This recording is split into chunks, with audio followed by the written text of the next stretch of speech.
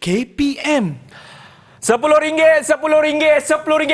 Ini tudung fashion terbaru pada tahun 2022 punya. Marilah. Dekat luar ini harga RM50. Tapi hari ini diskaun RM10. Marilah sini. Zali, Susana, marilah sini. Akmal, Bos. apa yang RM10 tadi? Tak ada apa-apa, bos. Tak ada, bos. Saya sebenarnya ni jual tudung, nak buat ekstra duit sikit. Biasalah, bini saya nak bersalin. Akmal, berniaga boleh tapi bukan di pejabat. Ini dah melanggar integriti. Alamak, maksudnya saya kena tindakan tata tertib ke, bos? Okey, kita bincang dalam bilik saya nanti ya. Alah, okeylah, bos. Murah je ni, bos. Okeylah, saya jual RM2 je, bos. Bolehlah.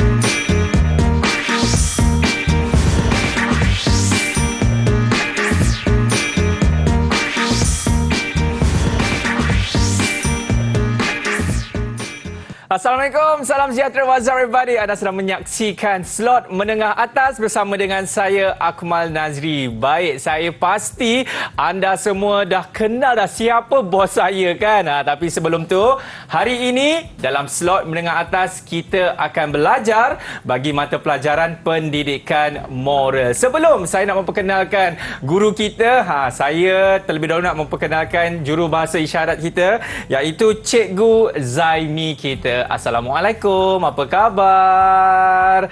Terima kasih Cikgu Zaimi. Okey, baiklah. Inilah dia bos saya. Bos, Assalamualaikum Cikgu Jilawati kita. Waalaikumsalam. Macam mana tu bos? Kita tadi meeting dalam bilik tadi, okey semua Okey, nanti saya akan terangkan lebih lanjut lagi. Baik Cikgu, sebelum kita nak belajar apa bab di dalam mata pelajaran pendidikan moral, dengan kata Cikgu nak memperkenalkan anak-anak murid kita. Siapakah mereka Cikgu? Silakan. Okey, terima kasih hos bersama saya hari ini, hos Akmal. Okey, saya pun kenalkan terlebih dahulu anak murid saya. Yang pertama, saya ada Tanushri. Hai Tanushri. Mana dia? Hai. Okey, seterusnya Cikgu. Siapa tu? Yang kedua, saya ada si cantik manis, Perjit. Hai Perjit.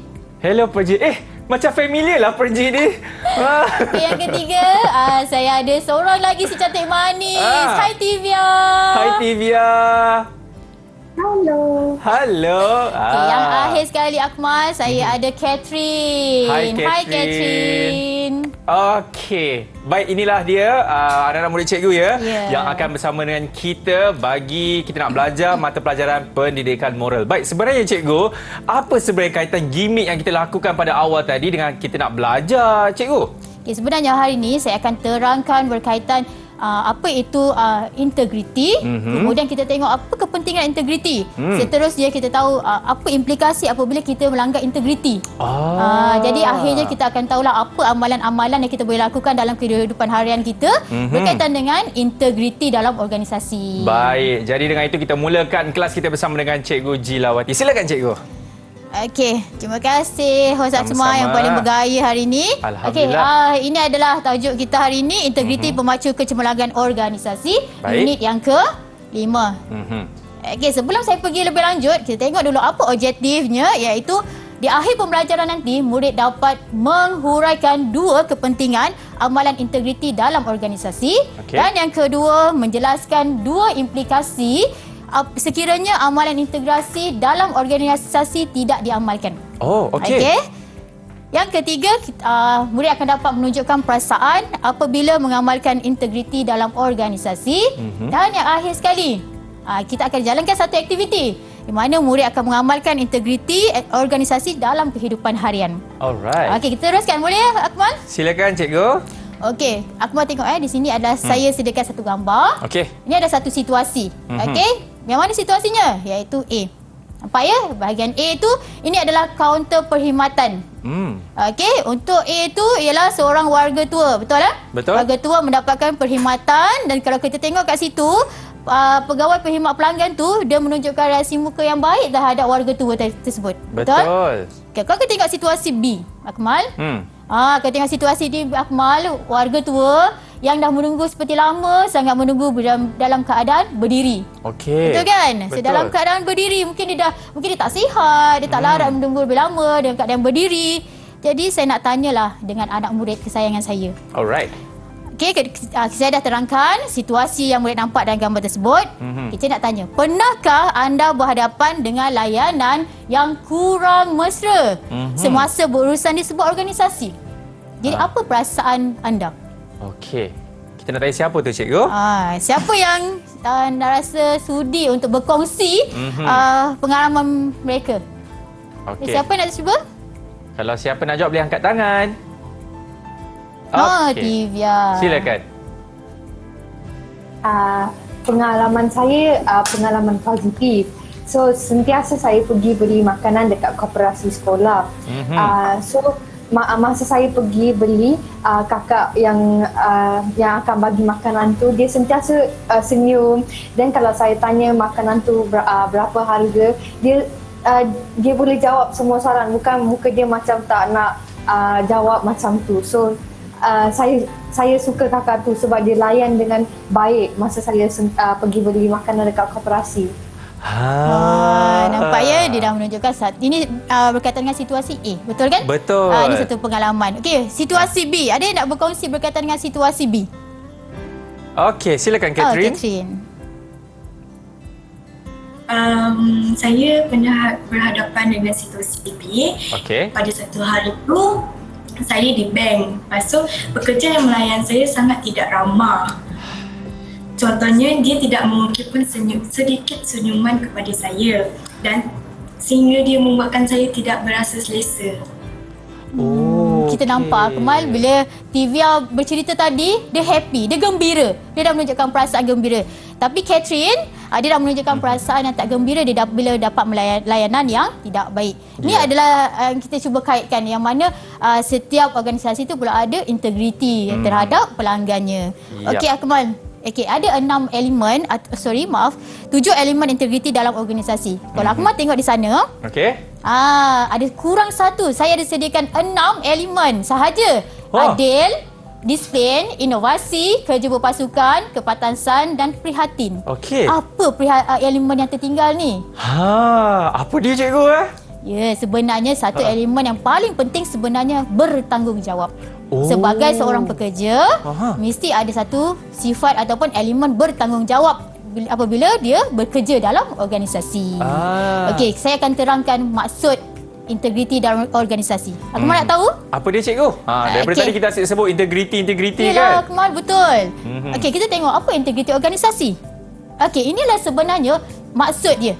Okey, integrasi organisasi adalah pematuhan amalan terbaik berdasarkan beberapa perkara. Yang pertama ialah etika kerja, kod etika kerja. Yang kedua ialah piagam pelanggan. Dan yang ketiga ialah sistem dan proses kerja. Baik. Okey, kalau nak tahu apa itu etika kerja, piagam pelanggan dan sistem proses ni, kita tengok dekat sini. Yang pertama iaitu amalan baik. Okey, kita tengok dulu amalan baik yang sepatutnya murid ataupun pekerja itu tahu, iaitu perlu ada accountability yang mana adalah elemen terpenting dalam tadbir urus terbaik. Dalam urus terbaik ini iaitu majikan mempunyai wilayah yang baik, sistem pengurusan yang baik. Okey, itu maksud dia. Okey, seterusnya kita ada kod etika kerja. Okay, kalau tengok tadi kita mesti berdasarkan kod etika kerja. Apa itu kod etika kerja? Ini adalah satu dokumen rasmi. Ya, mudah-mudahan ini adalah dokumen rasmi yang menyatakan nilai-nilai utama organisasi yang perlu dipatuhi, pekerja patuhi. Okey. Seterusnya piagam pelanggan. Pernah dengar tak piagam pelanggan? Pernah dengar, cikgu. Ya, sebenarnya piagam pelanggan ni adalah aku janji organisasi tersebut kepada pelanggan dia. Ini adalah biasanya kita akan nampak di dinding-dinding organisasi, betul? Dia akan tertulis kat situ piagam pelanggan. Apa yang sebenarnya dia mahu berikan kepada pelanggan beliau. Okey, kalau memberi perkhidmatan sebagai perkhidmatan yang bagaimana mereka berikan kepada pelanggan. Okey. Dan yang Okey, seterusnya adalah proses kerja. Okey, proses kerja adalah rangkaian tindakan yang perlu diambil secara berturutan yang ditetapkan mengikut peraturan untuk menjalankan activity. Okey, ini adalah proses kerja. Mana apabila organisasi mesti ada proses kerja. Okey, daripada permulaan, kalau kita tadi tengok kaunter perkhidmatan, daripada permulaan kita ambil nombor. Betul. Okey, lepas kita ambil nombor, kita akan diberi masa untuk menunggu. Yep. Betul? Biasanya kita akan duduklah dan kita akan berjumpa dengan pegawai khidmat pelanggan untuk mendapatkan servis ataupun perkhidmatan yang diberikan. Betul ya? Yes, betul tu, Okey, cikgu. setakat ni ada soalan tak? Semua faham ke apa yang diterangkan oleh cikgu kita? Semua faham, cikgu. Semua angguk. Okey. Okey, baik, cikgu. Sebenarnya integrasi atau integriti sebenarnya, cikgu? Integriti kan? Integrasi. Dia macam ni, accountability dan integrasi. Dalam suatu organisasi tu, macam mana kita nak menaikkan kita punya ataupun kita nak mewujudkan satu elemen tu kepada organisasi kita. Peningkatan integrasi, meningkatkan kerja baik kita kepada organisasi. Okey, ingat jangan keliru ya antara integrasi dan juga integriti yang baru sahaja diterangkan oleh cikgu kita. Baik, kita nak berhenti rehat. Selepas ini kita akan kembali dalam Menengah Atas.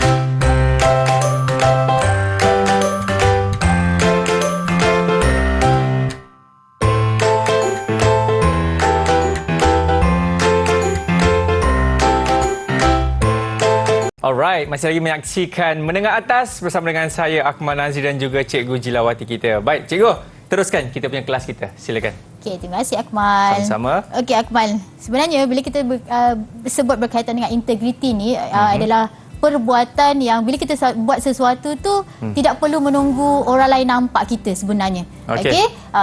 Setengah individu bila orang lain nampak kita baru kita nak bekerja bersungguh. Tapi sebenarnya dia adalah berada sepanjang masa. Okey, kita perlu mengamalkan integriti itu sepanjang masa. Kalau kita tengok kepada kepentingan integriti ni dalam organisasi. Yang pertama ialah kita nak membentuk budaya kerja yang berintegriti. Yang mana apabila individu itu mempunyai integriti, dia sangat mempengaruhi rakan-rakannya. Okey, jadi kat situlah kita tengok budaya kerja yang bagaimana kita akan membentuk dalam organisasi. Jika seseorang individu itu terlalu menunjukkan integriti yang negatif ataupun melanggar integriti, maka budaya kerja kat situ dia akan nampak akan buruklah. Tapi kat sini kita akan tengoklah bila integriti itu ada dalam diri seseorang ataupun diri pekerja, maka Akmal kat sini organisasi ini akan berkembang. Jadi kita bukan daripada sebenarnya organisasi ini dia bergantung kepada pekerja itu sendiri. Kalau Akmal nak tahu sebenarnya dalam sekolah pun kita ada organisasi. Contohnya koperasi sekolah. Itu salah satu organisasi yang disebut oleh TVA tadi. Okey, kita ada organisasi pengawas. Di sinilah kita akan membimbing dan membantu mereka untuk meningkatkan integriti mereka. Berdasarkan beberapa elemen dalam integriti tadi. Yang kita ada sebut tadi kan, Akmal sebut akhir sekali adalah bertanggungjawab. Minda kita nak memupuk sikap bertanggungjawab kepada murid-murid untuk ada integriti. Jadi yang keduanya ialah kita nak mengekalkan image, credibility dan reputasi organisasi. Ini sangat penting. Memang sangat penting Akmal.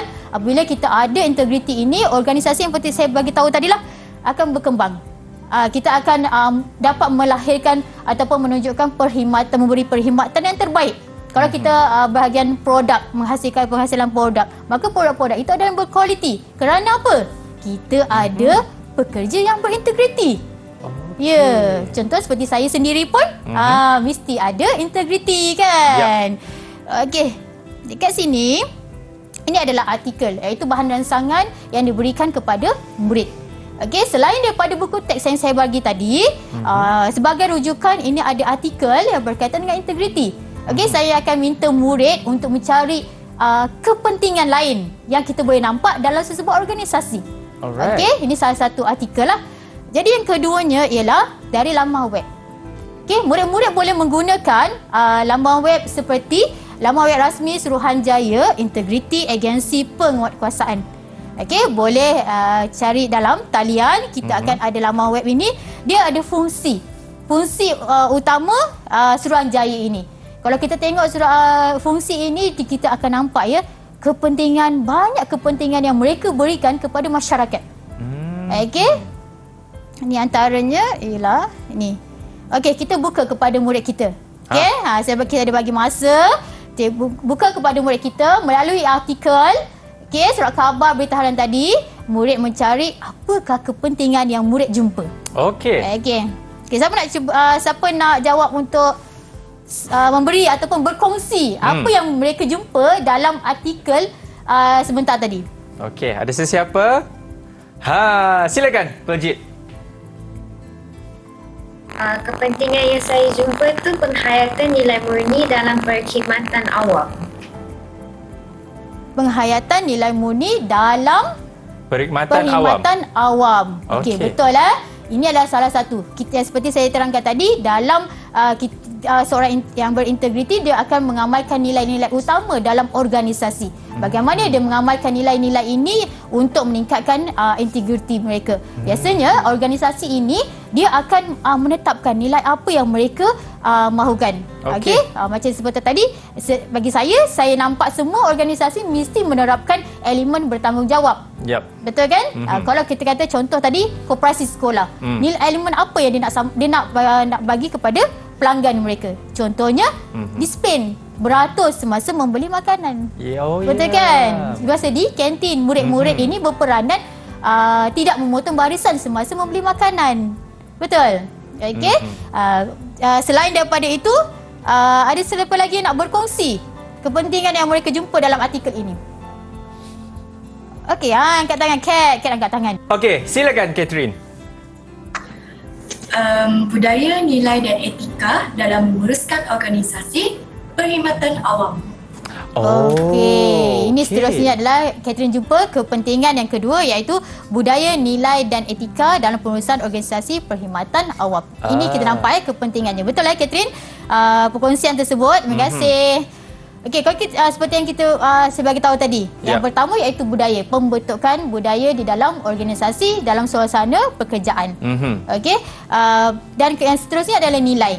Okey, yang saya bagi tahu tadi bagaimana organisasi ini menerapkan beberapa nilai untuk dipatuhi ataupun diikuti oleh para pekerja mereka. Okey. Saya suka sebenarnya melihat kepada balik semula kepada organisasi di sekolah. Kenapa? Di situ ialah murid-murid dibantu, diterap oleh majikan. Siapa majikan? Iaitu guru. Guru.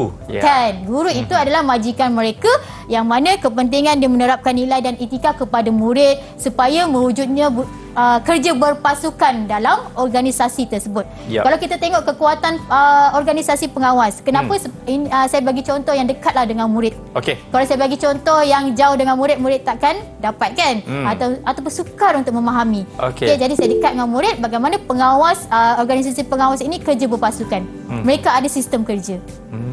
Contohnya murid-murid bertugas di mana, pada waktu pagi apa yang mereka lakukan, dan bagaimana perkhidmatan yang mereka berikan kepada murid lain. Seterusnya kita boleh kata etika kerja mereka bagaimana. Jika mereka melanggar ataupun tidak mematuhi etika yang ada dalam organisasi tersebut, apa tindakan kepada mereka? Sebab kita nak membentuk satu kerja berpasukan. Organisasi yang terbaik adalah disitulah bermulanya dari pekerja dan dari majikan itu sendiri. Bagaimana majikan itu memberi sokongan dan memberi motivasi kepada para pekerja. Kalau kita lihat ya, sebenarnya dalam organisasi itu bukan kita ada hanya pekerja tetapi majikan. Majikan ini boleh memberi sokongan, memberi teguran, membantu menyiapkan kerja, mempermudah cara kepada sesebuah organisasi. Kita teruskan ya. Boleh cikgu. Untuk kepentingan yang awak jumpa dalam laman web rasmi. Murid mungkin ada terjumpa apakah kepentingan yang kita nampak daripada organisasi ini, iaitu Suruhanjaya Integriti Agensi Penguatkuasaan. Saya buka. Ada sesiapa yang nak jawab? Angkat tangan ya. Okey. Silakan. Tanusri. Baiklah, daripada hasil pencarian saya ada jumpa satu kepentingan. Kepentingan tu ialah melindungi kepentingan orang ramai dengan mencegah dan menangani salah laku seseorang pegawai penguat kuasa. Okey, daripada fungsi ini, Tanusri terjumpa sesuatu kepentingan. Yang mana kepentingan ini, terima kasih Tanusri. Terima kasih. Tanusri iaitu melindungi kepentingan orang ramai. Okey, ini adalah perkhidmatan yang diberikan, iaitu melindungi orang ramai supaya salah laku pegawai awam ataupun pegawai penguat kuasa diatasilah, dapat dibantras dengan lebih baik lagi. Bagaimana? Contohnya seperti ada aduan daripada masyarakat tentang individu tersebut. Jadi inilah kepentingannya. Kita menjaga kepentingan orang ramai.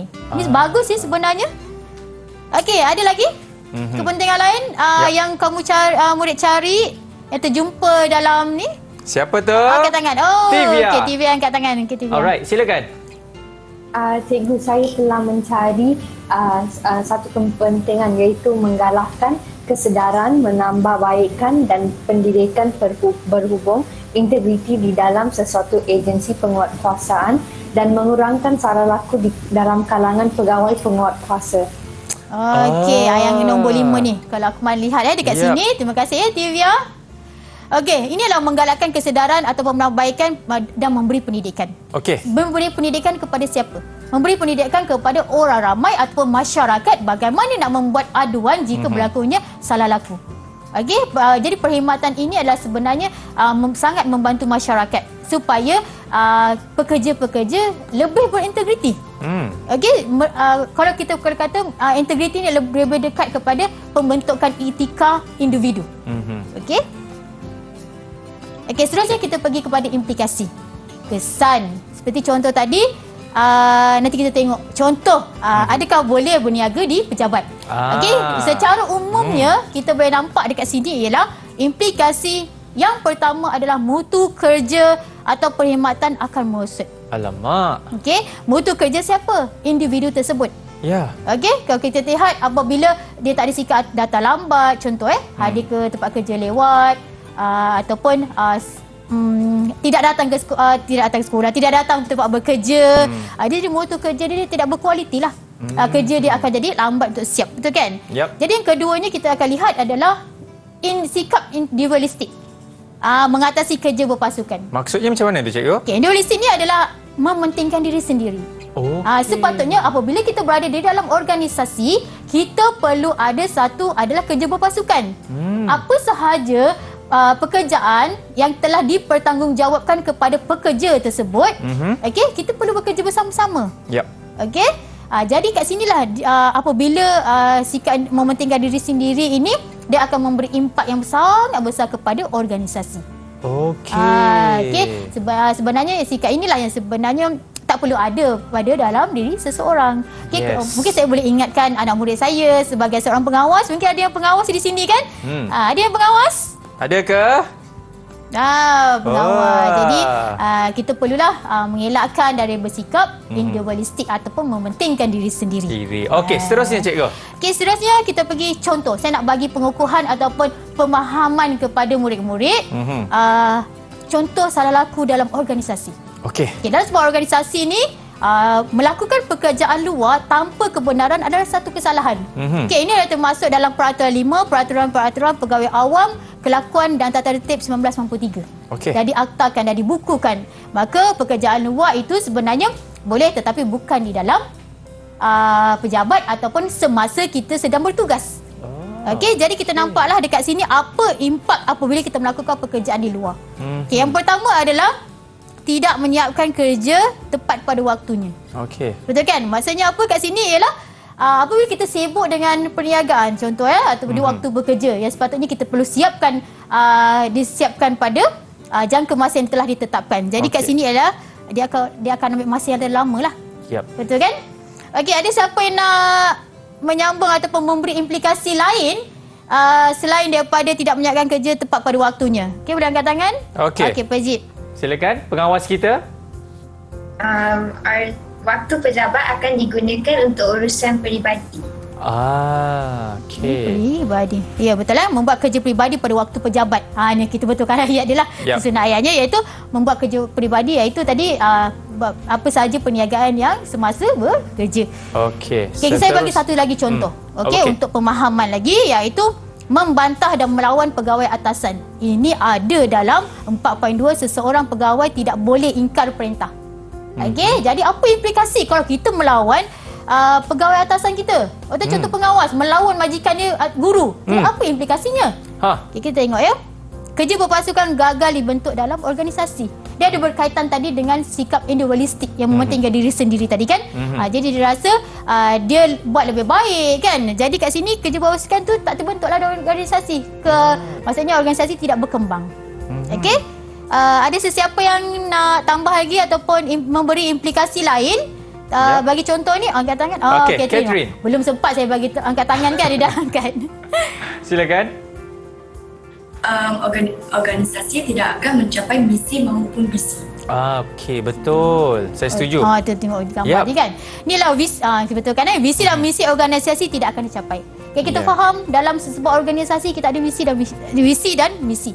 Inilah yang kita nak capai dalam organisasi ini untuk meningkatkan lagi produktiviti, meningkatkan lagi perkhidmatan. Okey, jadi apabila kita terlalu membantah, terlalu melawan, maka visi dan misi ini tidak akan tercapai. Betul tu. Okey, baiklah. Itulah dia cikgu kan. Apa itu integriti dan juga implikasinya cikgu. Okey, kita nak berehat sekali lagi. Pada murid-murid semua, jangan ke mana-mana. Selepas ini kita akan kembali dalam Menengah Atas.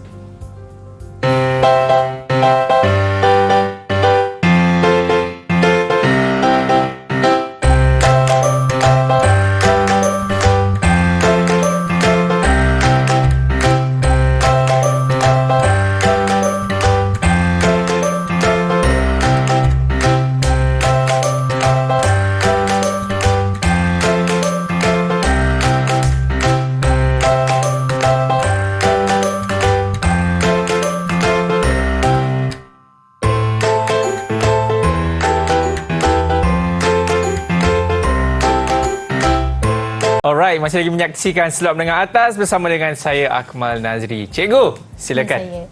Okey, kita teruskan pembelajaran kita hari ini, iaitu amalan integriti. Yang saya bagi tahu tadi ialah kita akan menjalankan satu aktiviti yang mana saya akan minta murid akan menjalankan satu aktiviti yang menunjukkan amalan integriti organisasi. Wah. Okey, apa dia aktiviti tersebut? Murid akan menjalankan aktiviti perbahasan. Aku nak tengok mereka berbahas. Saya tak sabar nak tengok cikgu. Tajuknya memang menarik, Akmal. Betul. Integriti jika hilang tidak akan berganti. Kita akan melihat perdebatan mereka, perbahasan mereka, dan kat sini saya meletakkan beberapa isi pengisian yang boleh mereka rujuk, dan artikel dan laman web tersebut sebagai rujukan kepada mereka juga. Baik. Okey, salah satunya lah. Jadi kat sini cadangan isi pihak pencadang, individu yang tidak mempunyai integriti organisasi, menjatuhkan imej organisasi, seterusnya mutu kerja atau perkhidmatan akan merosot.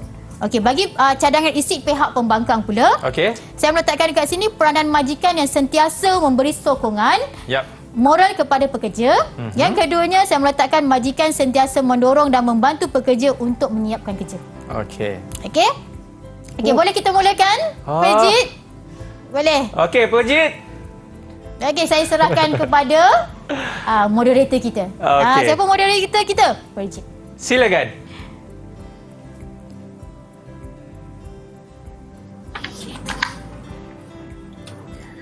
Pembahas dari SMK Setia Alam bertindak sebagai pihak pencadang Tan Sri Suresh.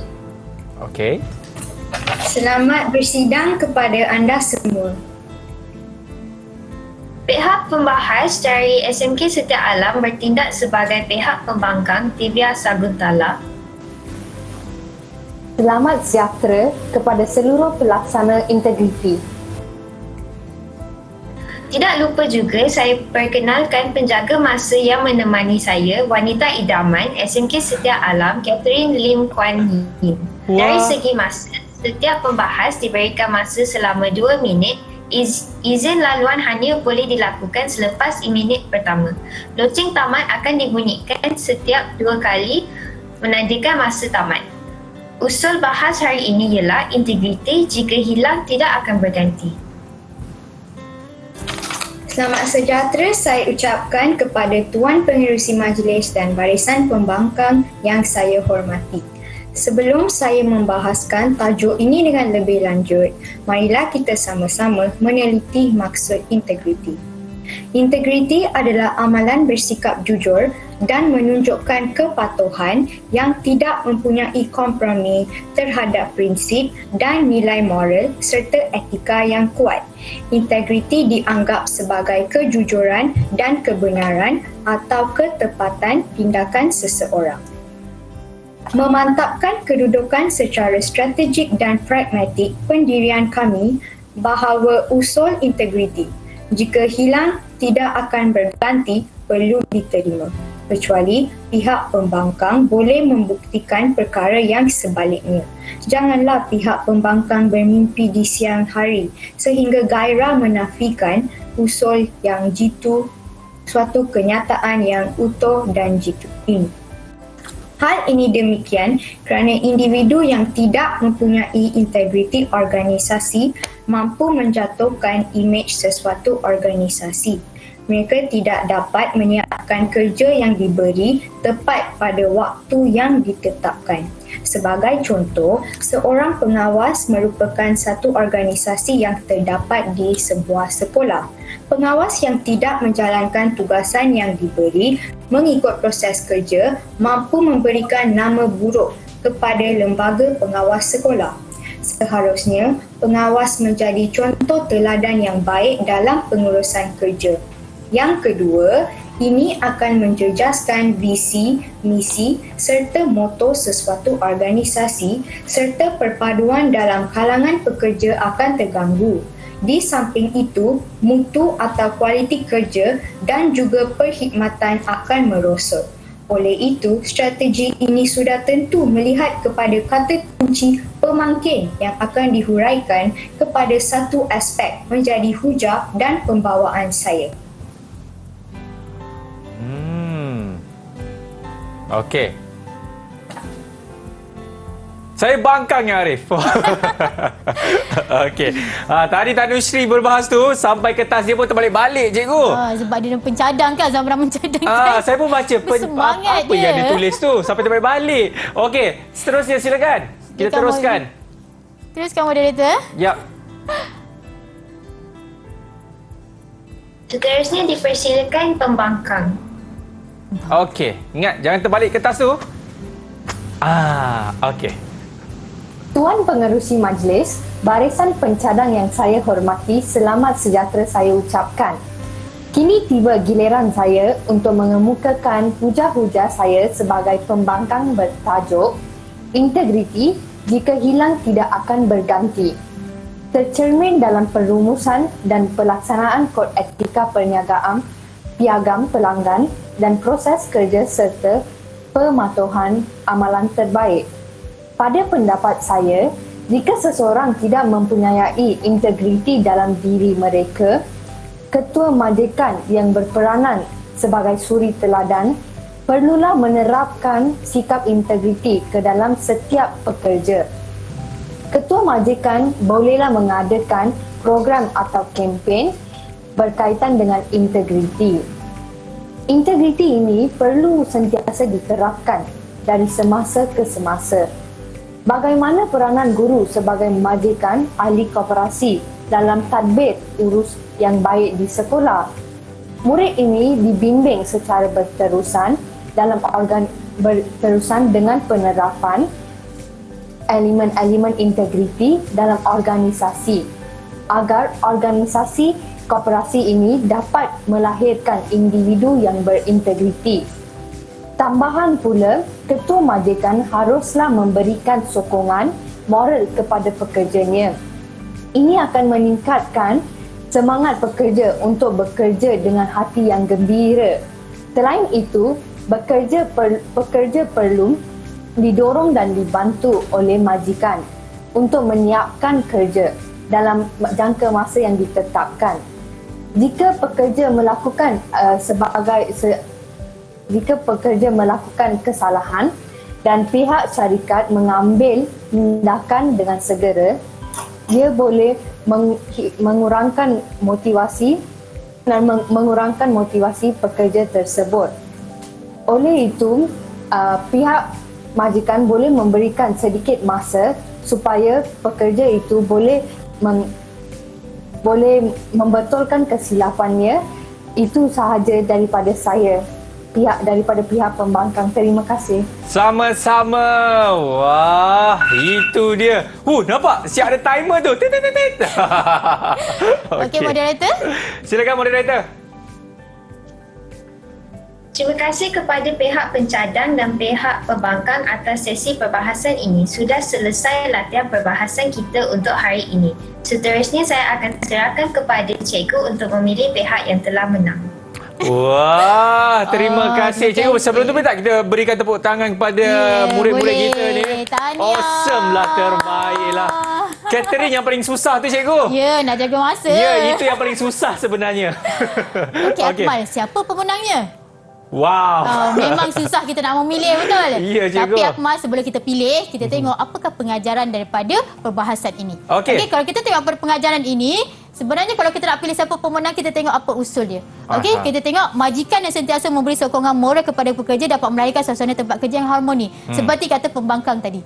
Okey, bagaimana soal majikan ini dapat membantu pekerja yang melanggar etika? Di sinilah yang kita lihat peranan majikan ini untuk membantu pekerja itu agar dapat mengatasi etika kerja mereka.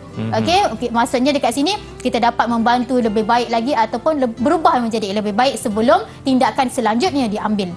Okey, prestasi kerja yang tinggi dan mengamalkan kepimpinan yang cemerlang yang boleh diteladani serta berupaya membawa perubahan yang positif.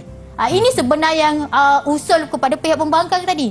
Dia mahu melihat menjadi kepimpinan dan menjadi contoh kepimpinan kepada pekerjanya. Memberi peluang kepada pekerjanya untuk menambah baik mutu kerja.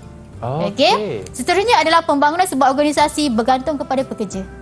Okey, seperti kata pihak pencadang, apabila bergantung kepada pekerja, jika pekerja itu melanggar etika, di sinilah kita lihat organisasi itu tidak berkembang. Okey, kita perlu menangani masalah ini secara menyeluruh. Bukan setakat kita mengatasi pekerja, tapi majikan itu sendiri bagaimana mengatasi organisasi itu untuk menjadi lebih baik lagi.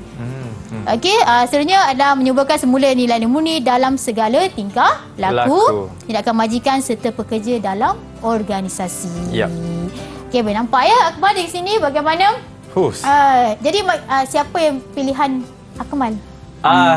Saya cikgu susah saya nak buat keputusan ni. Tapi apa kata cikgu lah buat keputusan. Okey. Sebenarnya Akmal, ini baru latihan. Okey, sebenarnya kami akan mengadakan pertandingan perbahasan yang bertajuk berkaitan dengan integriti. Dekat sini kita dah nampak mereka faham. Okey, inilah antara amalan-amalan yang boleh mereka terapkan di sekolah sebagai seorang murid. Okey, juga sebagai murid bagaimana mereka dapat menerapkan nilai-nilai etika kerja, mematuhi piagam pelanggan, betul? Betul cikgu. Yang penting tak ada siapa menang, tak ada siapa kalah, dua-dua sama hebat cikgu. Yang paling penting wanita idaman SMK Setia Alam Catherine menjaga masa dengan baik sekali. Alright.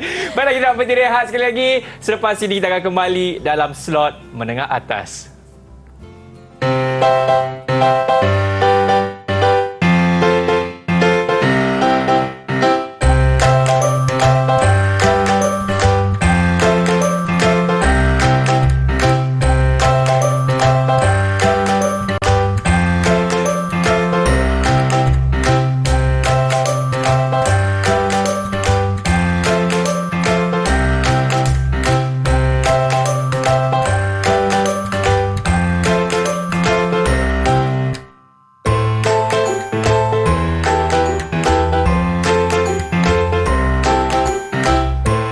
Masih lagi menyaksikan slot menengah atas bersama dengan saya Akmal Nazri. Baik, tanpa membuang masa, jom kita teruskan kelas kita bersama dengan Cikgu Jelawati. Silakan.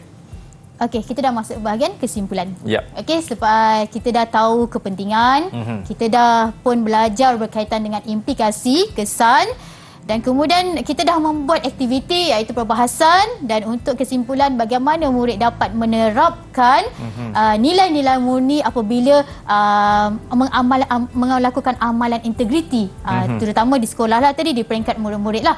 Jadi nilai yang boleh diterapkan sini adalah nilai bertanggungjawab. Yang mana apabila melakukan kerja yang telah diberikan, murid ini memberi tanggungjawab melaksanakan dengan sehabis baik yang mungkin. Itu penerapan nilai yang kita nak sebenarnya yang boleh diterapkan dalam murid-murid. Dan yang kedua adalah nilai kerjasama. Nilai kerjasama ini adalah sebenarnya untuk kita kerja berpasukan. Okey, kalau murid saya nampak tadi murid dah faham. Nampak dia ada teamwork. Dan kita tengok dalam perbahasan sendiri pun dia ada teamwork, menjaga masa. Betul kan? Jaga kerja berpasukan dan jaga masa. Dengan hujah yang diberikan, kita nampak murid-murid ini dia faham sebenarnya. Okey, kat sini sebenarnya dah pun diterapkan nilai kerja sama. Okey, seterusnya kita masuk pentaksiran. Okey. Okey, pentaksiran soalan yang mana gambar di bawah merupakan siaran media dalam portal rasmi Suruhanjaya Integriti Agensi Penguatkuasaan. Yang tadilah nama web rasmi. Laporkan salah laku pengawal kuasa. Okey, yang ini adalah cara ataupun saluran aduan yang boleh dilakukan oleh masyarakat kepada Suruhanjaya ini.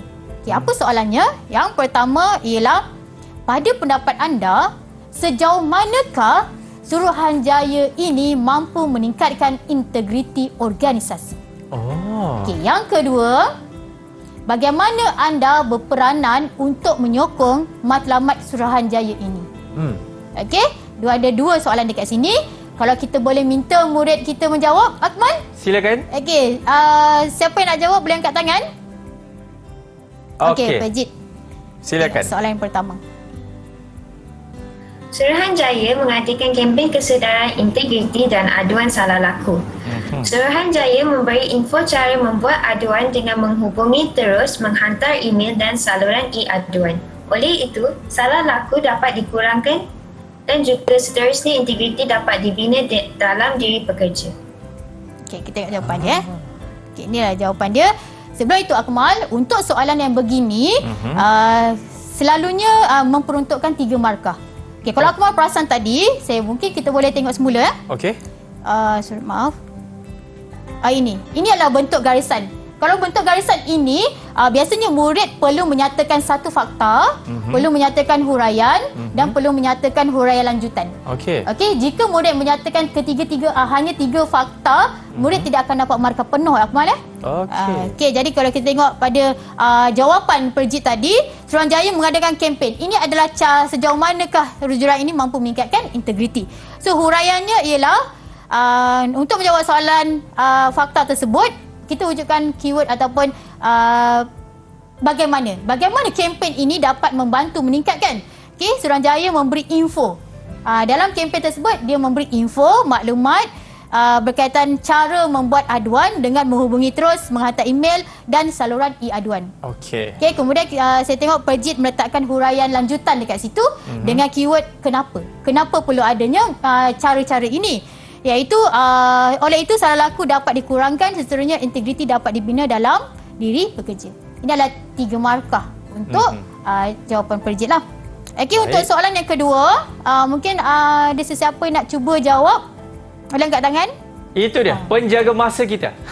Catherine. Yang pertama, kita boleh berkongsi maklumat berkaitan poster kempen kesedaran Suruhanjaya di media sosial. Yang kedua, kita boleh menjalankan aktiviti jelajah di dalam kelas seperti mencari maklumat dan menganalisis maklumat berkaitan Suruhanjaya. Okey, ini yang pertama lah. Peranan itu kalau kita letak dekat berdasarkan soalan ini, peranan sebagai seorang murid. Okey, sebab anda itu adalah murid. Betul? Untuk soalan ini hanya memberikan ataupun menyatakan sahaja. Jadi kat sini Catherine meletakkan berkongsi maklumat berkaitan poster kempen di media sosial. Sama ada di Instagram, di Facebook ataupun di WhatsApp ataupun di Telegram. Okey, yang kedua adalah menjalankan aktiviti jelajah di dalam kelas ataupun kita panggil sebagai aktiviti jelajah ilmu untuk mencari maklumat.